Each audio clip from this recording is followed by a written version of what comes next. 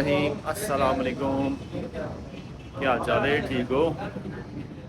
सब ठीक है। असी आ गए ऊपर छत पे कैफे ते बत्तियां ऑन करन लगे हैं। लो जी साढ़ा किचन किचन में बत्ती ऑन हो गई। तो अज माशाल्लाह 24 रोज़ा तो 5वीं रात पाक रात मुकद्दस रात है। दुआ करो अल्लाह पाक सब पासे आसानी करे, अल्लाह पाक सब ते अपनी रहमत करे। तो असी अज अपना तीसरा ब्लॉग बना रहे हैं मासूम लाइफ। तो नया मैं चैनल शुरू किया मासूम लाइफ ब्लॉग।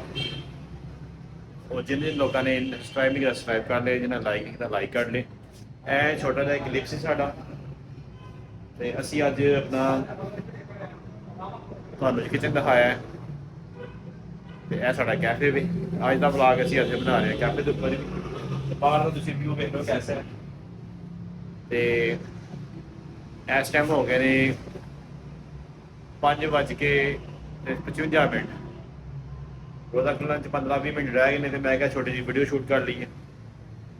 बाकी अज माहौल सारा खाली है। शाम को लोग आते हैं चाय शाय पीने बर्गर शर्गर खान तरावियां तो बाद।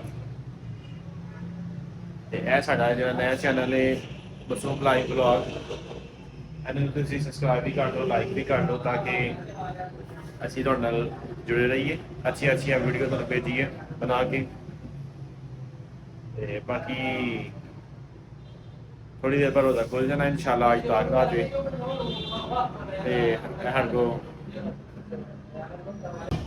एक गल मैं तुहानूं कहना भुल गया, मेरा नाम है कामरान शम्स तो मेरे चैनल का नाम है मासूम लाइफ ब्लॉग। तो अज मेरा चौथा ब्लॉग है। तो बड़े ही घट व्यूज़ हाले आ रहे हैं क्योंकि नवा नवा चैनल है, लोगों तक नहीं पहुँचा है। तो साढ़े बड़े ही सादे ब्लॉग होते हैं। तो तुसीं साढ़े ब्लॉग को पूरा देखा करो। असीं तुहानूं खूबसूरत नज़ारे दिखाने ठीक है। देखो कितना खूबसूरत नज़ारा है शाम का। रोज़ा खुलन थोड़े ही मिनट रह गए हैं। तो टाइम होता बड़ा खूबसूरती का मौसम का हल्की हल्की ठंडी हवा चलती पई है तो बदल होए ने आसमान से। बाकी असी भी थोड़ा जिहा अज मैं क्या रोज़ा लगता पाया थोड़ी वीडियो बना ली है ना टाइम पास हो जाएगा। बाकी इंशाल्लाह ईद तो बाद प्रॉपर ब्लॉग आऊँगा, डेली ब्लॉग आया करेगा। डेली ब्लॉग सब अज पहला दिन है। अज तो इंशाल्लाह डेली ब्लॉग अज तो पहला दिन है। तो पहला अज हाँ डेली ब्लॉग है अज का। तो हूँ थोड़ी देर बाद असीं रोज़ा खोलांगे तो फिर उस बाद नमाज पढ़ांगे फिर तुहानूं मिलांगे। तो रोज़ा जनाब असीं खोल लिया। तो साड़ी घरों अफ्तारियां दी हल्ले तक नहीं आई है लेकिन असीं रोज़ा पानी का नहीं खोलिया। असीं पानी पी के ही बल्कि एक केला खादा तो पानी का रोज़ा खोल लिया।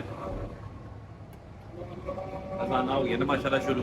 तुसीं भी अजाना सुनो, नमाज पढ़ो, रोज़ा खोलो। तो असीं तो गुजारिश चाहते हैं अज का ब्लॉग इत्थे खत्म करने। थोड़े रोज़े ने वो वजह असीं शॉर्टकट क्लिप बना रहे हैं। फिर इंशाल्लाह पूरे पूरे ब्लॉग बनावा करेंगे। ओके अल्लाह हाफिज़। पाकिस्तान जिंदाबाद।